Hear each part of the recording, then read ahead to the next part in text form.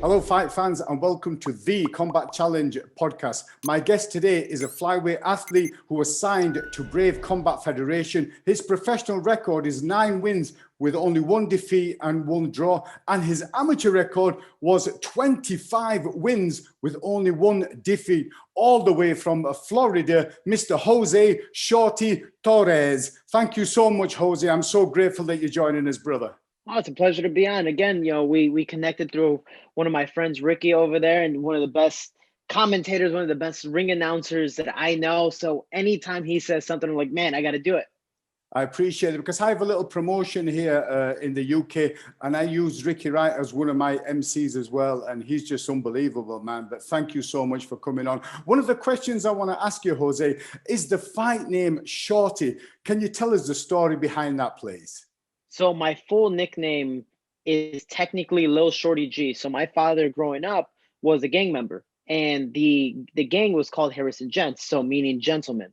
So automatically your G was signifying that you were part of that gang. So my father being Shorty G, or other people name, whatever G, So for me, anytime I hung out with my father, it was usually with the gang. And so they would automatically label me as Lil Shorty G. So by the time growing up, coincidentally, before I would tell people that they should call me Shorty, people automatically called me Shorty because of my height.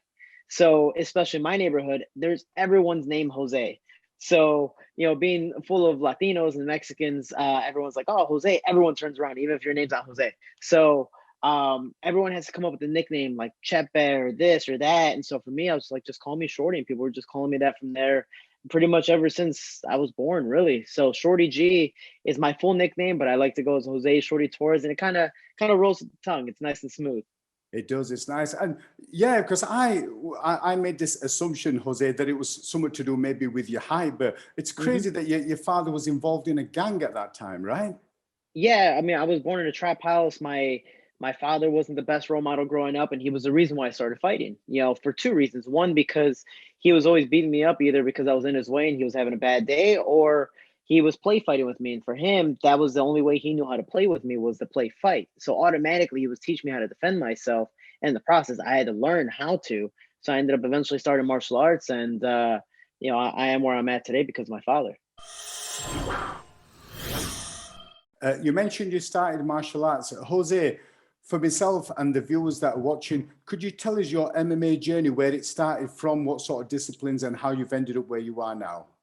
So definitely street fighting with my father, my brother being 8 years older than I am. So I automatically had to learn how to defend myself. My father would bring people to the house and I would have to fight them as well. Whether, most of the time play fighting, but, it got aggressive at times. And so when I was a kid, my mom put me in Shotokan karate at the local park district, eventually got my black belt in that. And by the time I think I was 16. Actually, when I was 14, that whole time when I was a kid doing karate, all my friends after football or basketball or baseball would go do wrestling. And my friends were like, hey, you should join wrestling with us. I think you'd be really good.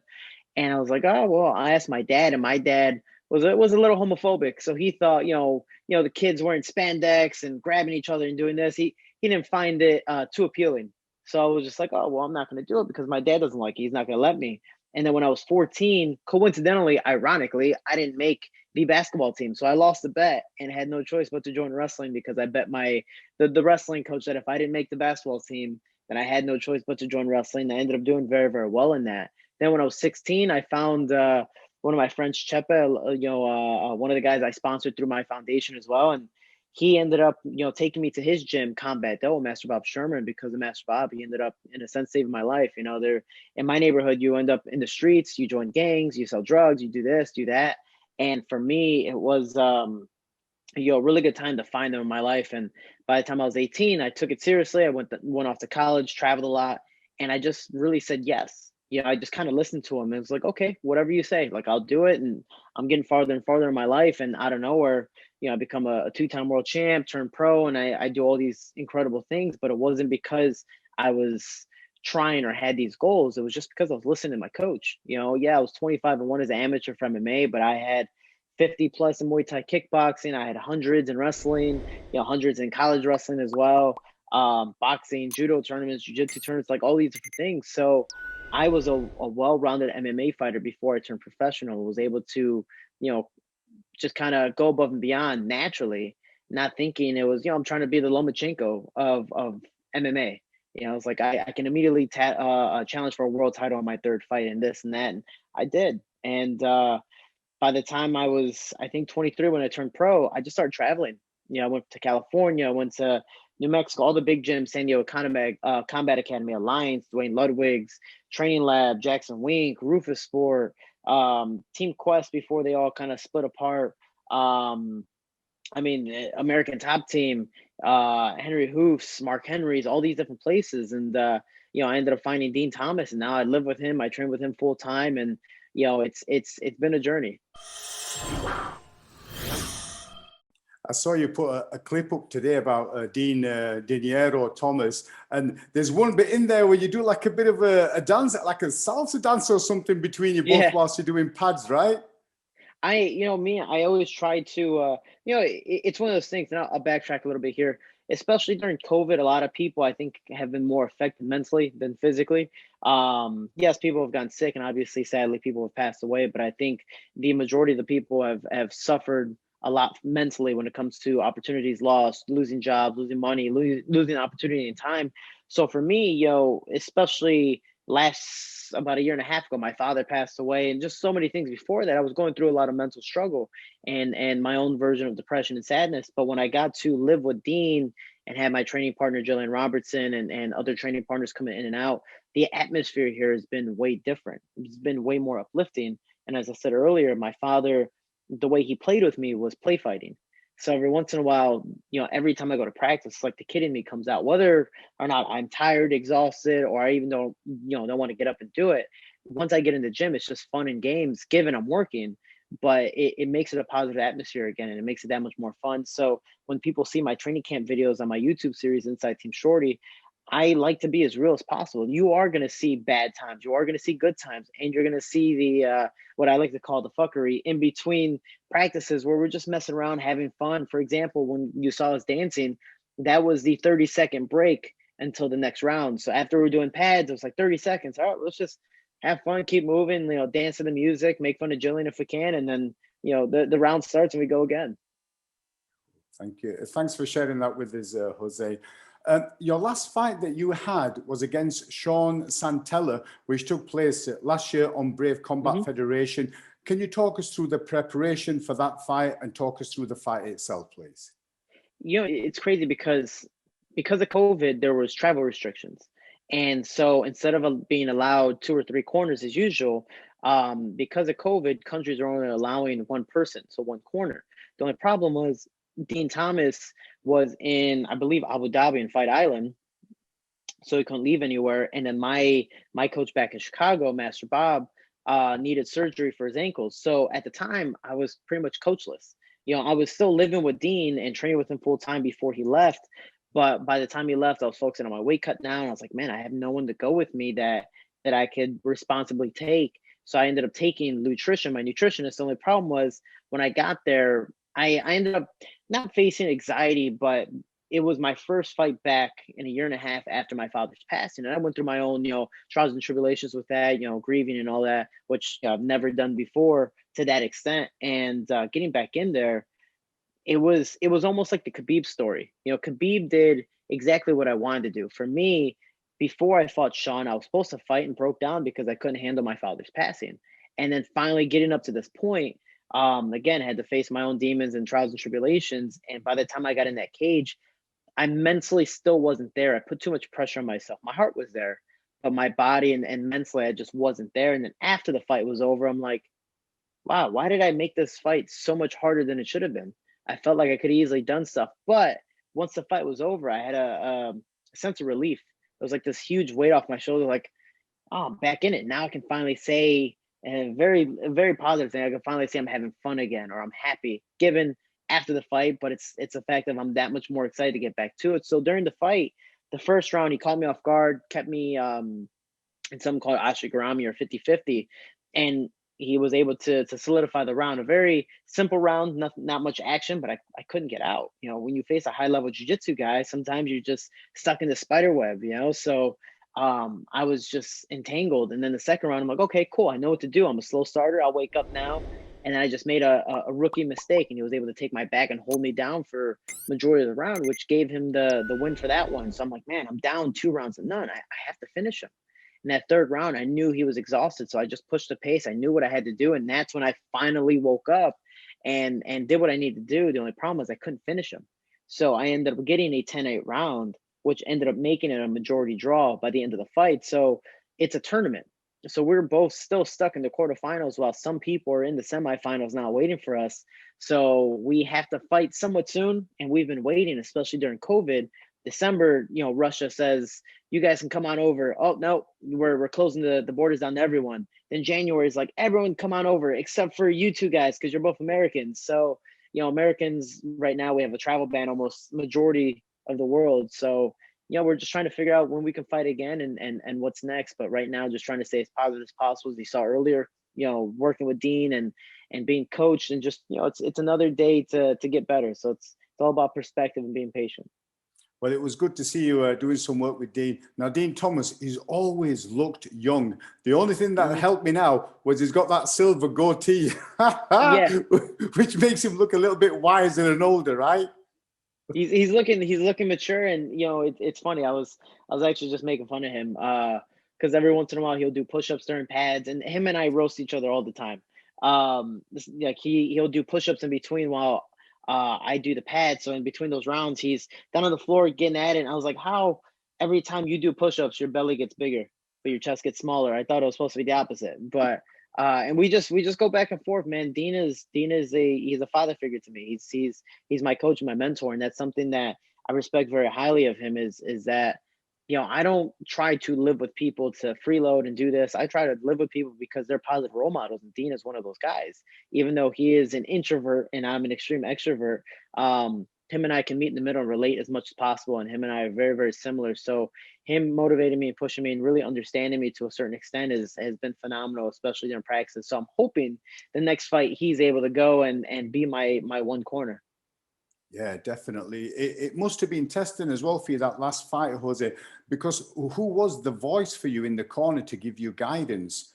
Well, it's funny because I didn't really have a voice, when I had my nutritionist there, which was helping me in my weight cut. And I bring him all around with me, and he's a phenomenal guy in nutrition. But the only problem was when it came to crucial situations, which I knew how to get out. It's just when you're stuck in a certain situation, even though you know how to get out, sometimes you have the blinders on. And you need that outside voice to be like, no, look at this. And it's like, oh, yeah, cool, thank you. And the only thing he did, he rushed a jiu-jitsu situation. So, he couldn't really yell out stuff besides like, don't give up, So being able to give me, water in between rounds and just try to motivate me has been really, really helpful. If we can rewind a couple of years, Jose, back in 2014, you ended up going to IMMAF. Can you talk us through that journey and how many fights you ended up having and what was the end result in that one, please? Man, it's crazy because just like every country, you have a national tournament and then you have the world tournament once you qualify. And I did the national tournament, what I believe only 2 weeks of training, just found out last minute, was able to go. And my tournament was supposed to be 3 fights to win and to be the US representative. But I had 2 fights because of my extensive record. And I won by a split decision, was able to go to Worlds. And it was a very tough fight, but I was able to go to Worlds. And I was so nervous because, this is like MMA's version of the Olympics. Now, we're finally starting to grow. And I'm with these famous fighters. People are watching, we're in Vegas. I've never been to Vegas before. And my very first opponent was from Romania. And I remember my very first strike was an illegal strike by accident. I ended up throwing an accidental groin strike because I was so nervous. Like he just, I went to throw an inside leg kick, he moved and it just slid up and hit his groin. I'm like, oh, and they're immediately for the IMMAF, they go, you have 1 warning. If not, that's it. So once you do it the second time, you've already disqualified yourself. You've lost. So I'm like, okay, no more inside leg kicks. And was able to still finish the fight in the first round. And then I believe I fought Finland. That was a very tough fight. I didn't think I was going to be able to fight the third one because I ended up pulling my back muscle. And my coach that night elbowing my back as hard as possible to unknot myself because I was in so much pain. I remember crying that night and then fighting the next day against UK and then fighting in the finals against Ukraine. And and all these fighters were phenomenal. And then when I won it the first year, I'm like, okay, cool. There's nothing more for me to achieve. It's time for me to go pro. Well, my coach is like, hey, you have one more year left of your university, finish school, graduate, and that summer compete again at Worlds. And for me, I honestly was thinking in my head, I'm not saying I was lucky, but I was like, that first year was really hard. I don't know if I'll be able to win next year. I'd rather just go pro now instead of making it somewhere in the IMMAF for the next year and then losing. And then I'm like, oh, well, I want to do it again. Then I have to wait a whole nother year. So I ended up just swallowing my pride, taking the advice and competing. And the very first opponent I had was the guy I fought last year in the UK, from the UK. So I'm like, oh man, I got to fight him again. He took third. I fought him and beat him first round. And it was a lot easier than the first fight. I'm like, okay, cool. Then I fought, I think I fought either Belgium or Bulgaria. I think it was Belgium. And I fought him and I was like, man, that was a tough fight, but I was able to dominate still. It was a tough one, but I was able to still push the pace.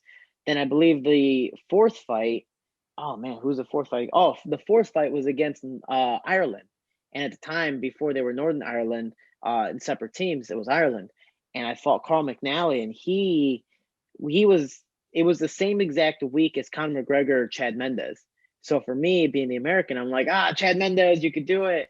And I was a wrestler at the time, and he was, Conor McGregor's pretty much, right-hand man. So he was acting just like him, and I was able to choke him out in the second round, push the pace. I'm like, yeah, Chad Mendes is going to win too. And sadly, he lost. But then eventually I got to the finals, and I fought Kazakhstan, and then I was able to choke him out in the first round as well. And I'm like, man, this year's competition was much tougher than last year's.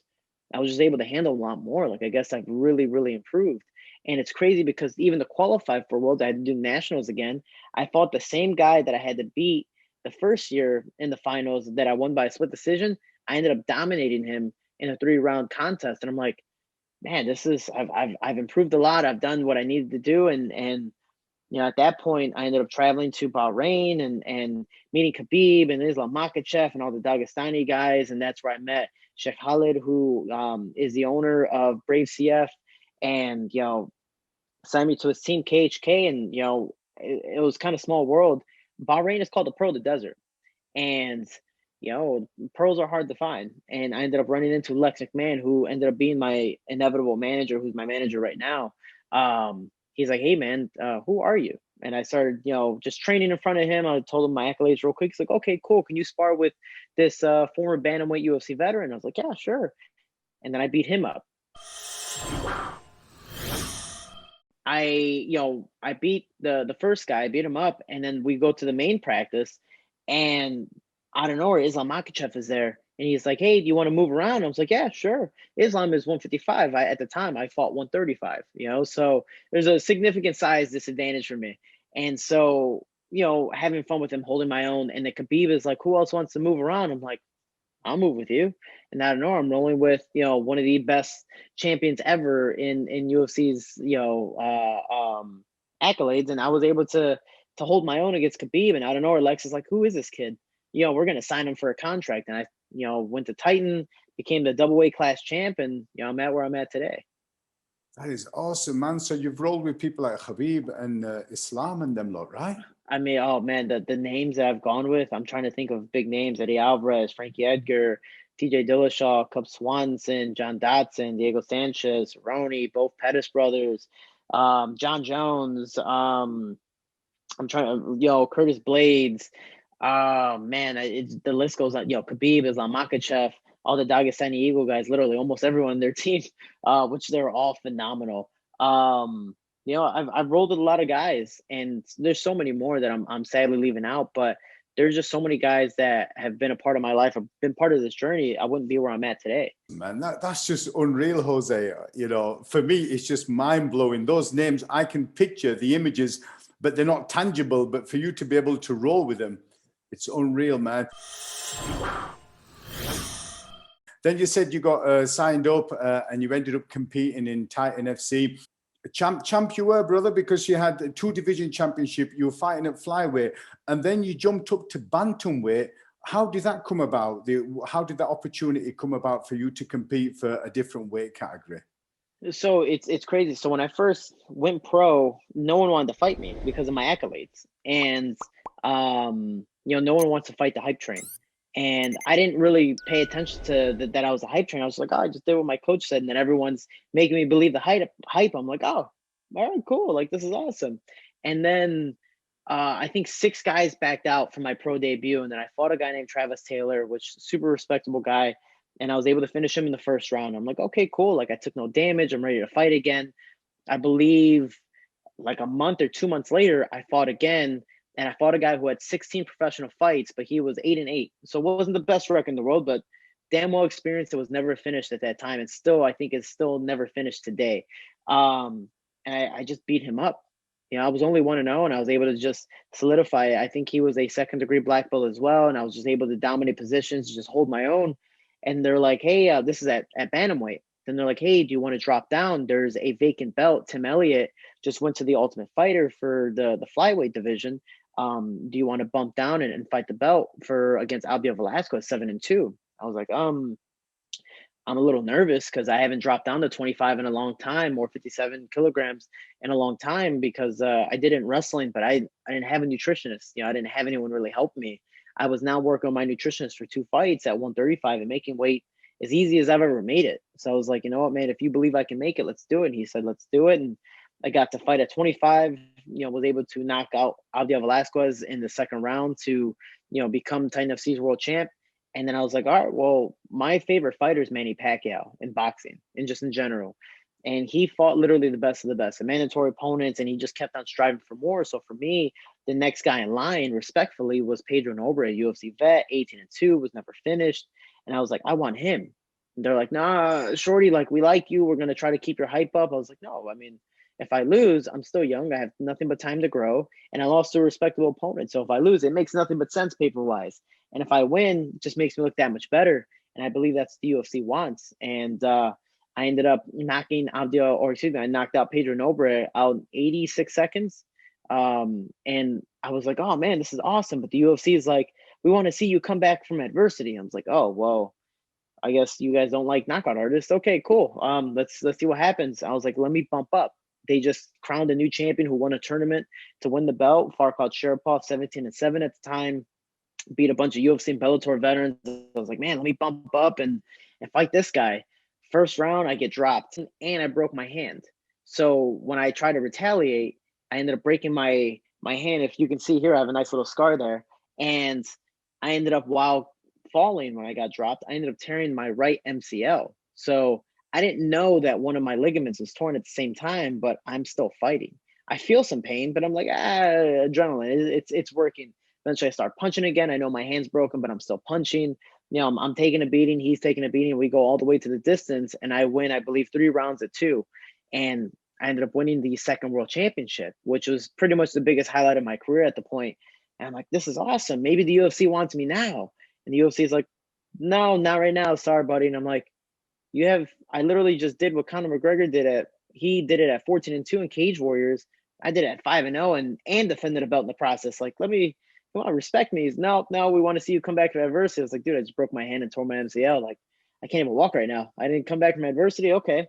Then the next fight another guy, 7-2, and defended the bantamweight championship, won that fight.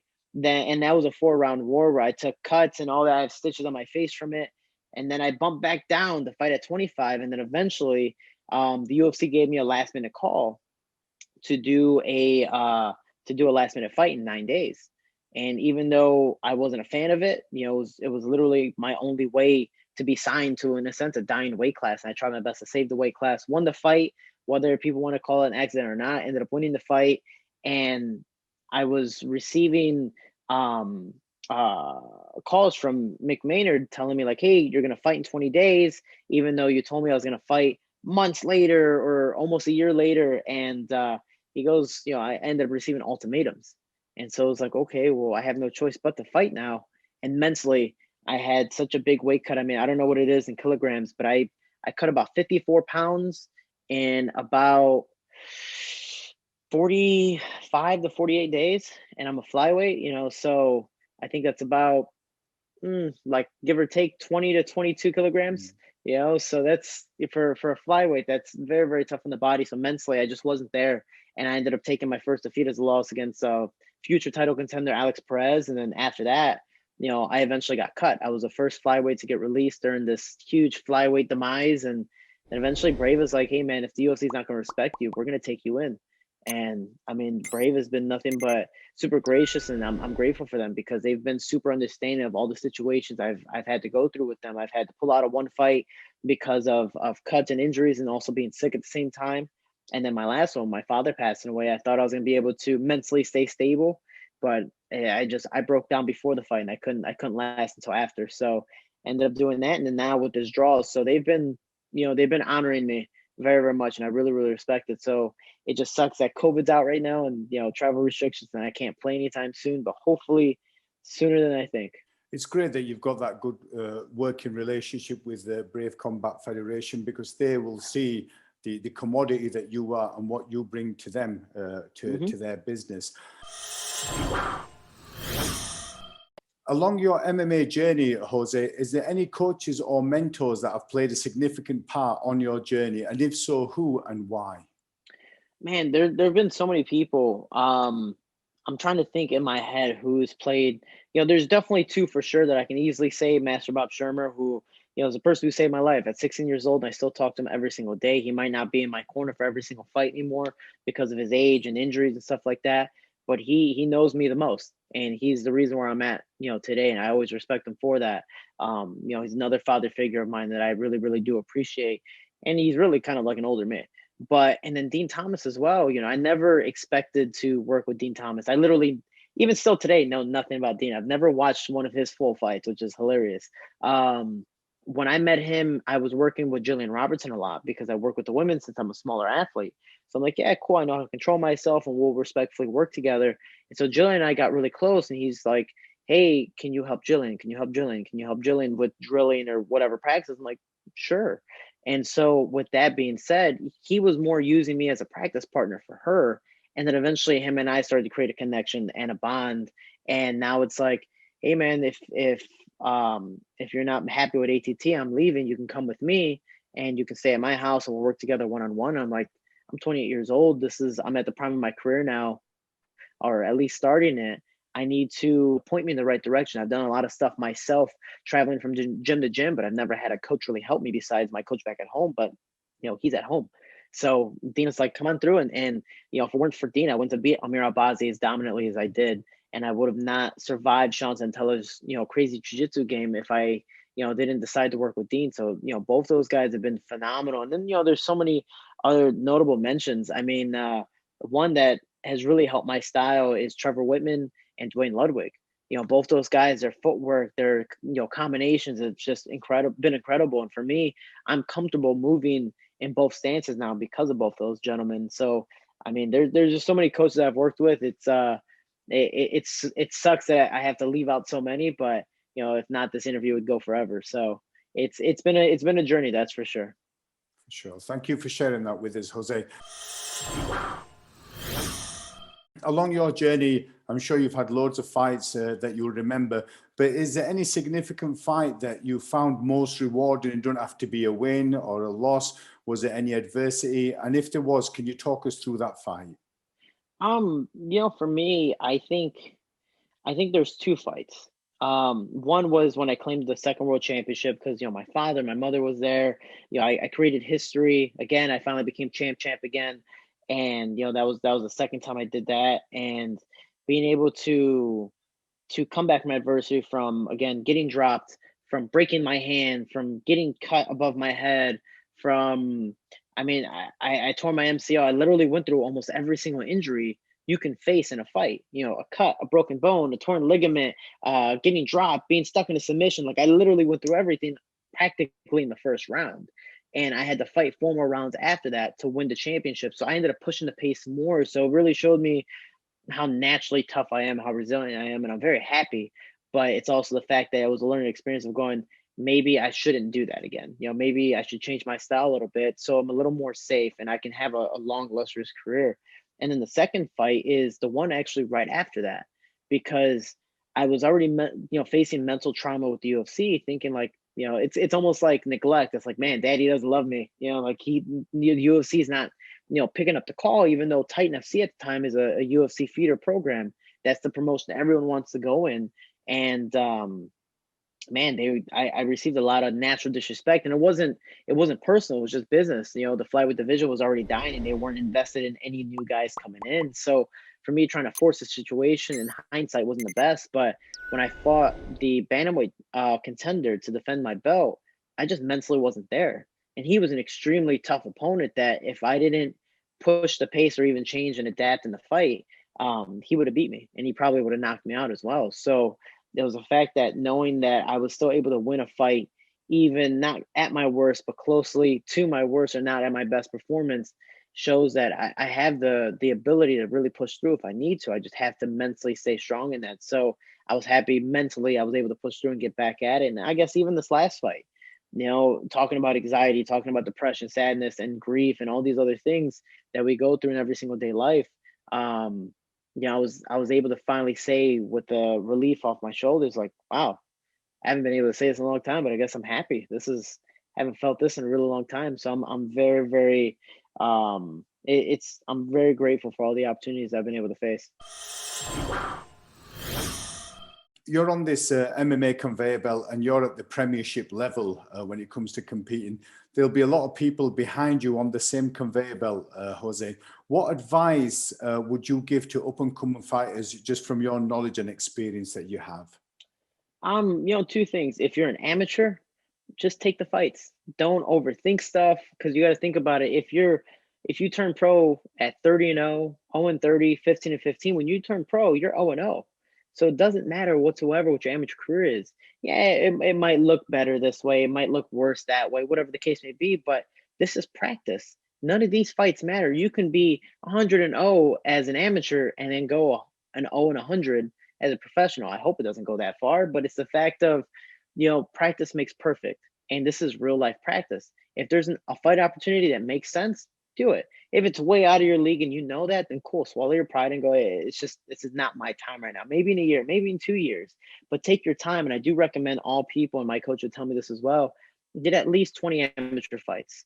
Whether you're able to do it through the IMMAF and your respected national championships in your country, or whatever the case may be, you need to have fun and push the pace. And I think the last thing for professionals is have fun, because we do this job for a living. You know, just like anybody, just like the teachers used to tell us when we were kids, you want to find a job that's fun, because it's like you never worked a day in your life. It's true. I mean, this sport was fun to me when I was a kid, and then as I got older, I was like, man, I'm being tired. I'm sacrificing a lot of social life, relationships, time with family, do this, yeah. It's like, well, if we're gonna pay the sacrifices, you better make it worth it. And it doesn't mean you have to extremely work hard. It's crazy. I'm pretty sure you can, you know, look back at your life as well and so many other people. We've done some crazy things when we are truly motivated, and fun motivates the hell out of a lot of us. But if we think about it again, without without that motivation, without fun, you just think we're crazy. You know, so it's the fact of, if you're able to push yourself, that motivation for me is fun. Find your motivation. It could be fun. It could be money. It could be something else. But I'm personally not a money guy. Money for me is the greed of all evil. I just like to have fun, do my thing, and see where it goes from there. If I can help others in the process, I do that. And just people in general, if they ever want to reach out to me, you know, my Instagram is Jose Shorty Torres. Message me. I'm more than happy to reply back. I look at all my message requests and I try to help out as much as possible. And then I have my own mental series on Inside Team Shorty on YouTube, where when people ask me questions, whether, you know, is it good to be nervous in a fight? Is it this? How do you deal with grief? I talk about that in my mental series through my own perspective, through other people's perspectives when I have guests, excuse me. And, you know, I like to have fun on it and be able to show people that I'm also a real life person. I wasn't born naturally talented, and I definitely wasn't born 6 feet tall. You know, I was a little shorty coming up and pushing through. So being able to have fun, believing in yourself, and just saying yes and see where life takes you. Just, it's a journey. That's what life is. And this MMA journey doesn't last forever. So gotta make it worthwhile. It's as cliche as it is. I mean, we have to smile. You know, it's like, yeah, I mean, some people again are introverts and naturally have that resting face or whatever the case may be, but you just have to smile and find things that make you smile, and surround yourself with people who are positive, surround yourself with people who are motivated and want to push through. It's like the picture of a lion with a bunch of other lions. You know, you don't see a lion with a bunch of birds or hyenas or this. No, they're with their group of people because they're all motivated to do the same exact thing, and that's to achieve the goal. Now, here's the only problem, and that's the sad thing in the world is if if we all could achieve the goal, we'd all be millionaires. We'd all be football players, basketball players, soccer, whatever. We'd all be the best in the world. There's a champion and sometimes an interim champ, but there's never 100 champions. Sadly, not everyone's going to achieve their goals. But it's the fact is you have to try, because it's like walking home. If you don't walk home, you're going to be in the same place. You might not make it to your house. Yeah, it might rain, it might pour, it might snow, you might trip, your feet are going to hurt. But if you don't start walking, you're going to end up in the same exact place. And sadly, time doesn't stand still. So you're being left behind by time. So you have to walk forward. You might not make it to the ultimate goal, but you might end up somewhere in the middle. And that journey has been the adventure of your life. So I might as well go on a journey and say, wow, that's where I started. That was a long time ago. And I'm already at this point in my life. I might have not made that goal, but hell, I gave it a shot. And I'd rather say I gave everything I had instead of saying woulda, shoulda, coulda. So if there's viewers out there, Jose, who are interested in making contact with you, either to do with the MMA side of stuff or just in general, that they're struggling with mental health, I'm aware that you've got a foundation. Can you please let us know how people can make contact with you if they need to? If people want to follow my YouTube series, Inside Team Shorty, again, I do mental series, and people leave in the comments below what topics they want to bring up next when it comes to the mental series. I will bring that up. And eventually I'll be teaching, techniques and stuff like that. So maybe one day get to that. But right now, the mental stuff and just my training camp. And then the second is my foundation. My foundation is called the Team Shorty Foundation helps keep kids, teens, and young adults inside the gym and off the streets. Even during COVID right now, I'm actually sponsoring people with gear so they can train at their house, because obviously some gyms are just closed down in certain states, certain cities, and just all these different COVID requirements. So I'm helping people try to stay in the gym and trying to stay active to still possibly achieve their goals. And one of the reasons is just an opportunity. Finding a proper father figure like I did, finding a mentor, finding a positive group of people to try to achieve that goal and go on a journey with you. So if people ever want to donate, teamshorty.com, visit, and everything on the website is 100% goes to that foundation. So all the proceeds go there. Everything does ship worldwide, and there is a donation link on there as well. And again, it helps keep kids, teens, and young adults inside the gym and off the streets. The Pay It Forward program. Jose, thank you so much for sharing your knowledge and experience with us. It's been awesome. And we look forward to catching up with you on future podcasts as we go along this journey. Oh, man, it's been a pleasure. I'm grateful as well that somebody wants to listen to me. So I really, really appreciate it. And I always do tell people, I wouldn't be where I'm at today if it weren't for, people like yourself, fans, followers, supporters. And that's why I do say we will together. We are Team Shorty, because, I can't do this alone. And I appreciate all of it.